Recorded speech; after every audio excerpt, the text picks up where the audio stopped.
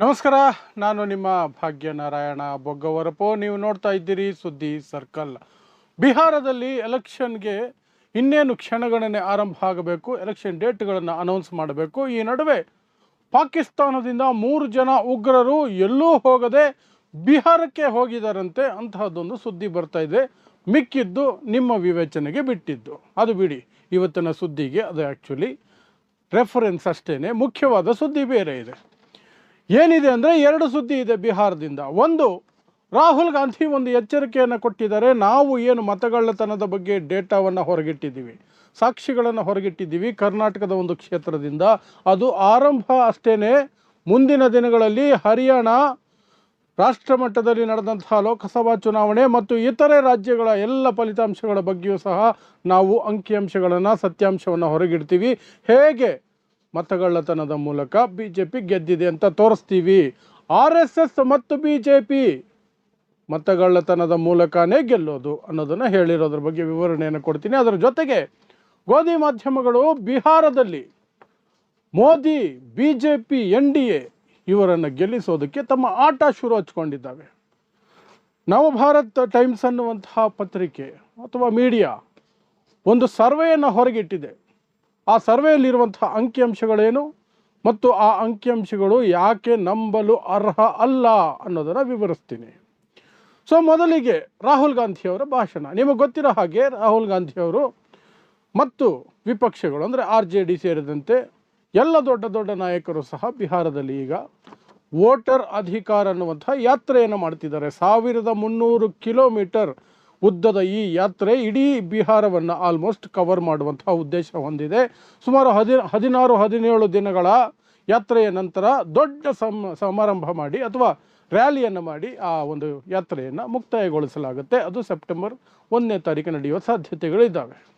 So ಈ ಒಂದು ರ್ಯಾಲಿಗೆ ಜನ ಬರ್ತಿರುವಂಥದ್ದನ್ನು ನೋಡಿದ್ರೆ ಸ್ಪಷ್ಟವಾಗಿ ಮೊದಲ ಬಾರಿಗೆ ರಾಹುಲ್ ಗಾಂಧಿಯವರನ್ನು ನೋಡೋದಕ್ಕೆ ಜನ ಬರ್ತಿಲ್ಲ, ಕೇಳೋದಕ್ಕೆ ಬರ್ತಿದ್ದಾರೆ ಅನ್ನೋದು ಸ್ಪಷ್ಟ ಆಗ್ತಿದೆ. ಹೋದಲ್ಲೆಲ್ಲ ಜನ ಮುತ್ಕೊಳ್ತಾ ಇದ್ದಾರೆ.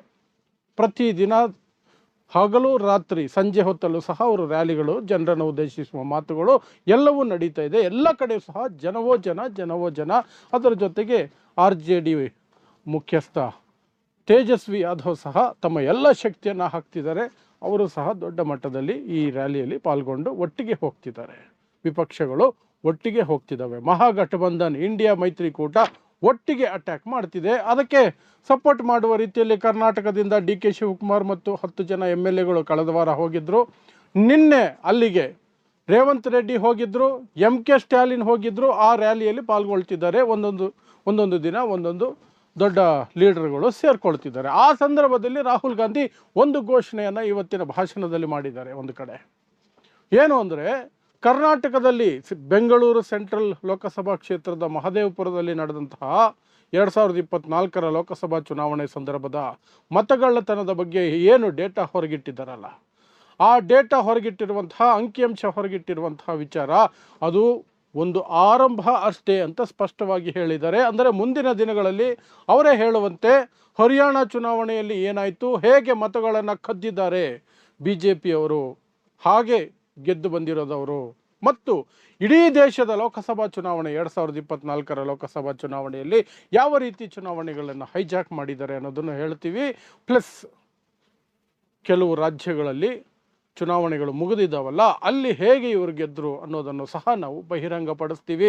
ಎಲ್ಲ ಕಡೆ ಮತಗಳ್ಳತನ ಮಾಡಿದ್ದಾರೆ. BJP RSS ಮತಗಳನ್ನು ಕದ್ದು ಆ ಮೂಲಕನೇ ಗೆಲ್ಲೋದು, ಅದನ್ನು ನಾವು ಪ್ರೂವ್ ಮಾಡ್ತಾ ಹೋಗ್ತೀವಿ, ಯಾವುದನ್ನು ಬಿಡೋದಿಲ್ಲ ಅನ್ನುವಂತಹ ಎಚ್ಚರಿಕೆಯನ್ನು ಅಥವಾ ಮಾತುಗಳನ್ನು ರಾಹುಲ್ ಗಾಂಧಿ ಅವರು ಹೇಳಿದ್ದಾರೆ. ಒಂದ್ಸಲ ಅವರ ಮಾತುಗಳನ್ನು ನೀವೇ ಕೇಳಿಸ್ಕೊಂಬಿಡಿ.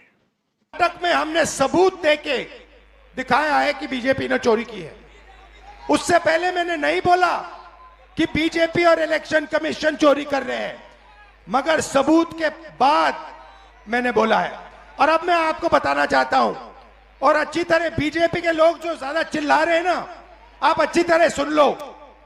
हमने अभी सिर्फ कर्नाटक का सबूत दिया है. हम आने वाले समय में लोकसभा का सबूत देंगे, हरियाणा का सबूत देंगे, बाकी प्रदेशों का सबूत देंगे और ये साबित कर देंगे कि बीजेपी आरएसएस वोट चोरी कर कर चुनाव जीतती है। ಇದು ಒಂದು ಕಡೆ ಆದರೆ ರಾಹುಲ್ ಗಾಂಧಿ ಅವರ ರ್ಯಾಲಿ ಸೇರ್ತಿರುವಂತಹ ಜನ, ಅವರ ಮಾತುಗಳು, ಅವರಿಗೆ ಬರ್ತಿರುವಂತಹ ಸಪೋರ್ಟು ಮತ್ತು RJDಯ ಪ್ರಯತ್ನ ಏನಿದೆ ಕಾಂಗ್ರೆಸ್ ಜೊತೆಯಲ್ಲಿ ಸೇರ್ಕೊಂಡು ಮಾಡ್ತಿರುವಂತಹದ್ದು. ಬಿಹಾರದಲ್ಲಿ Congress second partner, main partner ಬಂದು RJDನೇ ಮುಖ್ಯವಾದಂತಹ ಪಕ್ಷ. ಸೊ ಅವರೆಲ್ಲರ ಪ್ರಯತ್ನಗಳ ಭಾಗ ಒಂದಾದರೆ, ಈ ಕಡೆ ಬಿಹಾರದಲ್ಲಿ ಹೇಗಾದರೂ ಮಾಡಿ ಮೋದಿಯನ್ನು ಗೆಲ್ಲಿಸಲೇಬೇಕು. ಇಲ್ಲದೆ ಹೋದರೆ ಮೋದಿ ಅವರಿಗೆ 75 ವರ್ಷ ತುಂಬಿದ್ದ ಸಂದರ್ಭದಲ್ಲಿ ಬಿಹಾರ ಸೋತ್ರೆ ಪ್ರೈಮ್ ಮಿನಿಸ್ಟರ್ ಸೀಟ್ ಹೋಗೋದು ಆಲ್ಮೋಸ್ಟ್ ಗ್ಯಾರಂಟಿ. ಯಾಕೆಂದರೆ JDU ತುಂಡಾಗುತ್ತೆ, ಈ ಕಡೆ ಚಂದ್ರಬಾಬು ನಾಯ್ಡು ಯೋಚನೆ ಮಾಡ್ತಾರೆ, ಸಪೋರ್ಟ್ ಕೊಡಬೇಕಾ, ಜಂಪ್ ಮಾಡಬೇಕಾ ನಾನು ಅಂತ. ಅದು ಬಿಹಾರ ಚುನಾವಣಾ ಫಲಿತಾಂಶಗಳ ಮೇಲೆ ಡಿಪೆಂಡ್ ಆಗಿರುತ್ತೆ. ಸೊ ಬಿಹಾರ ಗೆಲ್ಲಲೇಬೇಕು ಮೋದಿ ಅವರಿಗೆ. BJPಗೆ ಆ ಗೆಲುವು ಅನಿವಾರ್ಯ. ಡೂ ಆರ್ ಡೈ ಬ್ಯಾಟ್ಲ್ ಅಂತ ಹೇಳ್ತಾರಲ್ಲ, ಆ ರೀತಿಯಾದಂಥದ್ದು ಮಾಡು ಇಲ್ಲವೇ ಮಡಿ ಸಿಚುವೇಶನ್ ಇದೆ ಅವರಿಗೆ. ಹಾಗಾದರೆ ಅವರ ನಿಯತ್ತಿನ ಸೇವಕರು, ಗುಲಾಮರು, ಗೋಧಿ ಮಾಧ್ಯಮದವರು ಏನು ಮಾಡಬೇಕು? ಅದಕ್ಕೆ ಏನೆಲ್ಲ ಬೇಕೋ ಅದನ್ನೆಲ್ಲ ಮಾಡಬೇಕು. ತಮ್ಮ ಪ್ರಾಣವನ್ನೇ ಒತ್ತೆ ಇಟ್ಟಾದರೂ ಸರಿ ಮೋದಿಯವರ ಪಾದವನ್ನು ನೆಕ್ತಾ ತಮ್ಮ ಕಾರ್ಯವನ್ನು, ಕರ್ತವ್ಯವನ್ನು ನಿಭಾಯಿಸಬೇಕು. ಆ ಕೆಲಸವನ್ನು ಗೋಧಿ ಮೀಡಿಯಾ ಆರಂಭಿಸಿದೆ. ಈ ಟೈಮ್ಸ್ ನವ್ ಭಾರತ್ ಅನ್ನುವಂತಹ ಒಂದು ಮೀಡಿಯಾ ಇದೆ, ಅದು ಒಂದು ಸರ್ವೆ ಹೊರಗಿಟ್ಟಿದೆ ಬಿಹಾರದಲ್ಲಿ ಯಾರು ಗೆಲ್ತಾರೆ ಅಂತ.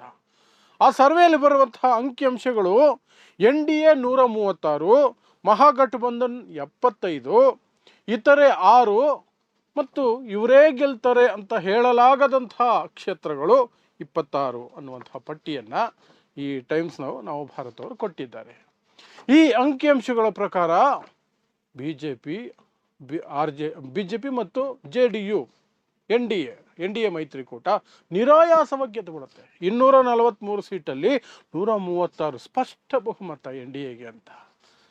ಆದರೆ ನಾನು ಹೇಳ್ದಂಗೆ ಆರಂಭದಲ್ಲಿ ಅಲ್ಲಿ ಜನ ಸೇರ್ತಿರುವಂತಹದ್ದು ವಿಪಕ್ಷಗಳ ಹೋರಾಟ, ವೋಟರ್ ಲಿಸ್ಟಲ್ಲಿ ಆಗಿರುವಂತಹ ಬದಲಾವಣೆಗಳು, 65 ಲಕ್ಷ ಜನರ ಹೆಸರನ್ನು ವೋಟರ್ ಲಿಸ್ಟನ್ನು ತೆಗೆದು ಹಾಕಿರೋದ್ರ ಬಗ್ಗೆ ಅಲ್ಲಿನ ಜನಕ್ಕಿರುವಂತಹ ಅಸಮಾಧಾನ, ಕೋಪ, ಇವುಗಳನ್ನು ನೋಡಿದಾಗ, ಪ್ಲಸ್ ವಿಪಕ್ಷಗಳು ನಡೆಸ್ತಾ ಇರುವಂತಹ ಹೋರಾಟವನ್ನು ನೋಡಿದಾಗ, ಇನ್ನೊಂದು ಕಡೆ ನಿತೀಶ್ ಕುಮಾರ್ ಅವರು ಹೊರಗಡೆನೇ ಬರ್ತಿಲ್ಲ, ಅವರ ಆರೋಗ್ಯ ಸರಿ ಇಲ್ಲ, ಅವರು ನೆನಪಿನ ಶಕ್ತಿಯಲ್ಲಿ ಸಮಸ್ಯೆ ಆಗ್ತಿದೆ, ಅವರು ಮಾತಾಡೋದಕ್ಕೂ ಕಷ್ಟಪಡ್ತಿದ್ದಾರೆ ಅನ್ನುವಂತಹ ಸೂಚನೆಗಳು. ಹಾಗಾದರೆ ಅವರು ಎಷ್ಟರ ಮಟ್ಟಿಗೆ ಆ ಚುನಾವಣೆಯಲ್ಲಿ ಶಕ್ತಿಯಾಗಿ ಉಳ್ಕೊಳ್ತಾರೆ? ಬಿಹಾರದಲ್ಲಿ ನಿತೀಶ್ ಕುಮಾರ್ ಇಲ್ಲದೇ BJPಗೆ ಗೆಲ್ಲೋ ಸಾಧ್ಯತೆ ಇದೆಯಾ? ಎಲ್ಲ ಅನುಮಾನಗಳ ನಡುವೆ, ಪ್ಲಸ್ 20 ವರ್ಷಗಳ ಆ್ಯಂಟಿ ಇನ್ಕಂಬೆನ್ಸಿ ಇರುವಾಗ, ಆಡಳಿತ ವಿರೋಧಿ ಅಲೆ ಇರಬೇಕಾದ್ರೆ, ಅದಕ್ಕೂ ಪ್ಲಸ್ ಇನ್ನೊಂದು ದಿನ ಬೆಳಗಾದರೆ ಕೊಲೆಗಳು, ರೇಪ್ಗಳು ಸುದ್ದಿ ಆಗ್ತಾನೆ ಇದ್ದಾವೆ ಬಿಹಾರದಲ್ಲಿ. 2 ಕಡೆ ಮಿನಿಸ್ಟ್ರುಗಳನ್ನು ಓಡಾಡಿಸಿಕೊಂಡು ಹೊಡೆದಿದ್ದಾರೆ ಜನ. 2 ಕಡೆ ಸಪರೇಟ್ ವಿಡಿಯೋ ಮಾಡಿ ತೋರಿಸ್ತೀನಿ, ವಿಡಿಯೋ ಸಮೇತ ತೋರಿಸ್ತೀನಿ ನಿಮಗೆ. 2 ಕಡೆ 2 ದಿನಗಳ ಅಂತರದಲ್ಲಿ 2 ಕಡೆ ಮಿನಿಸ್ಟ್ರುಗಳು ಹೋದರೆ ಹಳ್ಳಿಗಳಲ್ಲಿ ಹೊಡೆದು ಓಡಿಸಿದ್ದಾರೆ. ಹಾಗಿರಬೇಕಾದರೆ ಈ NDAಗೆ ಈ ಚಾನೆಲ್ ಹೇಳ್ತಾ ಇದೆ ಸ್ಪಷ್ಟ ಬಹುಮತ. ಅದಕ್ಕೆ ಇದನ್ನು ಗೋಧಿ ಮಾಧ್ಯಮ ಅಂತ ಕರೆಯೋದು. ಜನರ ಮನಸ್ಸಲ್ಲಿ ನೀವು ಯಾರಿಗೆ ವೋಟ್ ಹಾಕಿದ್ರು ಅವರೇ ಗೆಲ್ಲೋದು. ಸುಮ್ಮನೆ ವೋಟ್ ವೇಸ್ಟ್ ಮಾಡ್ಕೋಬೇಡಿ, ಇವ್ರಿಗೆ ಹಾಕಿ. ಇದು ಓಲ್ಡ್ ಸ್ಟ್ರಾಟಜಿ ಗೋಧಿ ಮೀಡಿಯಾದು. ಆದರೆ ಈ ಬಾರಿ ಚುನಾವಣಾ ದಿನಾಂಕಗಳು ಆರಂಭ ಆಗೋದಕ್ಕಿಂತ ಮೊದಲೇ ಶುರು ಹಚ್ಕೊಂಡ್ಬಿಟ್ಟಿದ್ದಾರೆ. ಯೂಶ್ವಲ್ ಆಗಿ ಅವರು ಡೇಟ್ಸ್ ಅನೌನ್ಸ್ ಆದಮೇಲೆ ನಿಧಾನಕ್ಕೆ ಈ ಥರ ಒಂದು ಪ್ರಾಪಗೆಂಡನ ಪುಷ್ ಮಾಡ್ತಾರೆ. ಆದರೆ ಈ ಬಾರಿ ಅಲ್ಲಿ ತುಂಬ ಕಷ್ಟ ಇರೋದ್ರಿಂದ, ಮಹಾಗಠಬಂಧನ್ ಮುಂದಿರೋದ್ರಿಂದ ಈಗಲಿಂದನೇ ಶುರು ಹಚ್ಕೊಂಡಿದ್ದಾರೆ. ಇನ್ನು ಡೇಟ್ಸ್ ಅನೌನ್ಸ್ ಆಗಿಲ್ಲ ಎಲೆಕ್ಷನ್ದು, ಈಗಲೇ ಶುರು ಹಚ್ಕೊಂಡಿದ್ದಾರೆ. ಇದು ನಿಷ್ಠೆ ಅಂದರೆ, ಸ್ವಾಮಿ ನಿಷ್ಠೆ ಅಂದರೆ ಇದು ಕಂಟ್ರಿ ಸ್ವಾಮಿ ನಿಷ್ಠೆ ಅಂದರೆ. ಸೊ ಇದಿಷ್ಟು ಬಿಹಾರದಿಂದ ಬರ್ತಿರುವಂತಹ ಸುದ್ದಿ. ಬಿಹಾರದ ಚುನಾವಣೆಗಳು ಮುಗಿಯುವವರೆಗೆ ಏನೇ ಮುಖ್ಯವಾದಂತಹ ಬೆಳವಣಿಗೆ ಆದರೂ ಸಹ ಅದನ್ನು ಸ್ಪಷ್ಟವಾಗಿ ನಿಮಗೆ ಅರ್ಥವಾಗುವ ರೀತಿಯಲ್ಲಿ ಮತ್ತು ಗೋಧಿ ಮೀಡಿಯಾಗಳ ಏನು ಕುತಂತ್ರಗಳಿದ್ದಾವೆ ಅವುಗಳನ್ನು ಹೊಡೆಯುವ ರೀತಿಯಲ್ಲಿ ನಿಮ್ಮ ಮುಂದೆ ಇಡುವಂತಹ ಪ್ರಯತ್ನವನ್ನು ನಾನಂತೂ ಖಂಡಿತ ಮಾಡ್ತಾನೆ ಇರ್ತೀನಿ. ನಿರಂತರವಾಗಿ ನೋಡ್ತಾ ಇರಿ ಸುದ್ದಿ ಸರ್ಕಲ್. ಅದಕ್ಕಾಗಿ ಸೊ ಇಂತಹದ್ದೇ ವಿಶೇಷ ವಿಶ್ಲೇಷಣೆಗಳಿಗಾಗಿ ನೀವು ಸುದ್ದಿ ಸರ್ಕಲನ್ನು ಯಾವಾಗ ಬೇಕಾದ್ರೂ ನಂಬೋದು, ಯಾವಾಗ ಬೇಕಾದ್ರೂ ನೋಡ್ಬೋದು. ನಮಸ್ಕಾರ.